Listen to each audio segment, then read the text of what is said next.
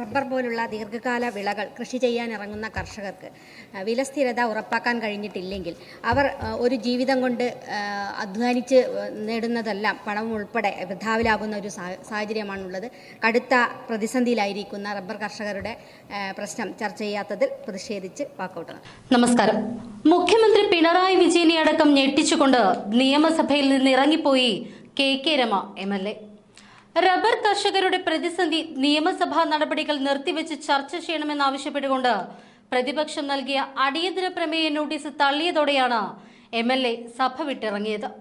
കഴിഞ്ഞ ദിവസം സാമ്പത്തിക പ്രതിസന്ധി സംബന്ധിച്ച ചർച്ചയിലും സഭയിൽ താരമായത് കെ രമ തന്നെയായിരുന്നു. കേരളത്തിൽ മുടങ്ങാതെ നടക്കുന്നത് ക്ലിഫ് ഹൗസ് നവീകരണം മാത്രമാണെന്നാണ് കെ രമ ചൂണ്ടിക്കാട്ടിയത്. ജനങ്ങളെ കൊള്ളയടിക്കുന്ന സർക്കാരാണ് ഇത് എന്നും അവർ കുറ്റപ്പെടുത്തി. ചരിത്രം കണ്ട ഏറ്റവും വലിയ ധനപ്രതിസന്ധിയിലൂടെയാണ് കേരളം കടന്നു പോകുന്നത് എന്നും രമ കുറ്റപ്പെടുത്തുകയുണ്ടായി. നിയമസഭയിൽ അടിയന്തര പ്രമേയ ചർച്ചയിൽ പങ്കെടുക്കുകയായിരുന്നു രമ. സർക്കാരിന്റെ കെടുകാര്യസ്ഥതയും ധൂർത്തുമാണ് ഈ പ്രതിസന്ധിക്ക് പ്രധാന കാരണമെന്നും രമ പറഞ്ഞു. തുടർന്ന് സംസ്ഥാനത്തെ ധനപ്രതിസന്ധിയിൽ നിയമസഭയിൽ ഇന്ന് പ്രതിപക്ഷം അവതരിപ്പിച്ച അടിയന്തര പ്രമേയ ചർച്ച ചെയ്ത് തള്ളുകയായിരുന്നു.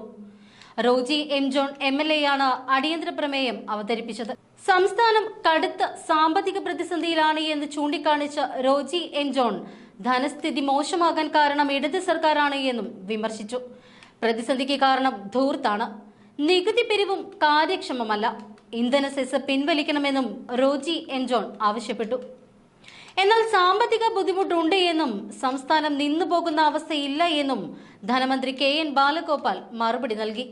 ചർച്ചയ്ക്ക് ശേഷം പ്രതിപക്ഷം സഭയിൽ നിന്നും ഇറങ്ങിപ്പോയതിന് പിന്നാലെ പ്രമേയം തള്ളുന്നതായി സ്പീക്കർ പറഞ്ഞു.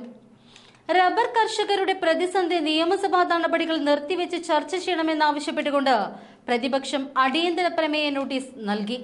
മോൻസ് ജോസഫ് MLAയാണ് നോട്ടീസ് നൽകിയത്. ഉൽപാദന ചെലവിന്റെ വർധനവും വില തകർച്ചയും മൂലം കേരളത്തിലെ റബ്ബർ കർഷകർ കടുത്ത പ്രതിസന്ധി നേരിടുന്ന സാഹചര്യത്തിൽ റബ്ബറിന്റെ താങ്ങുവില 300 രൂപയായി ഉയർത്താൻ സർക്കാർ നടപടി സ്വീകരിക്കാത്തത് സഭ നിർത്തിവെച്ചുകൊണ്ട് ചർച്ച ചെയ്യണമെന്നാണ് അടിയന്തര പ്രമേയത്തിലൂടെ മോൻസ് ജോസഫ് MLA ആവശ്യപ്പെട്ടത്. കേന്ദ്ര സഹായത്തിന് കാത്തുനിൽക്കാതെ സംസ്ഥാന സർക്കാർ ഈ വിഷയത്തിൽ ഇടപെടണമെന്നും താങ്ങുവില 300 ഉയർത്തണമെന്നും മോൻസ് ജോസഫ് MLA ആവശ്യപ്പെട്ടു. UDF കാലത്ത് വില സ്ഥിരത ഫണ്ട് രൂപവൽക്കരിച്ചിരുന്നു. വില 250 ആക്കുമെന്ന് LDF വാഗ്ദാനം നൽകിയതാണ് എന്നും മോൻസ് ജോസഫ് പറഞ്ഞു. അതേസമയം റബ്ബർ പ്രതിസന്ധിക്ക് കാരണം കേന്ദ്ര സമീപനമാണ് എന്ന് കൃഷിമന്ത്രി P പ്രസാദ് മറുപടി നൽകി. കേന്ദ്ര സർക്കാരിന്റെ വിവിധ കരാറുകളാണ് റബ്ബർ വില തകർച്ചയ്ക്കുള്ള കാരണമെന്നും കൃഷിമന്ത്രി P പ്രസാദ് പറഞ്ഞു. അന്താരാഷ്ട്ര കരാറുകളാണ് വില തകർച്ചയ്ക്ക് കാരണം. കേന്ദ്ര സമീപനം ഒട്ടും തന്നെ അനുകൂലമല്ല. താങ്ങുവില 250 ആക്കാൻ കേന്ദ്ര സഹായം ആവശ്യപ്പെട്ടിട്ടും നൽകിയില്ല.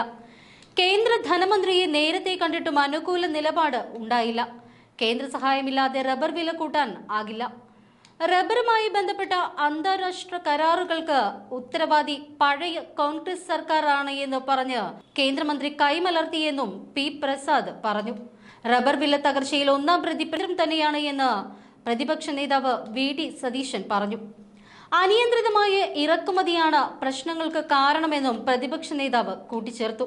വിഷയത്തിൽ സർക്കാർ നിലപാടിൽ പ്രതിഷേധിച്ച് പ്രതിപക്ഷം നിയമസഭയിൽ നിന്നും ഇറങ്ങിപ്പോയി.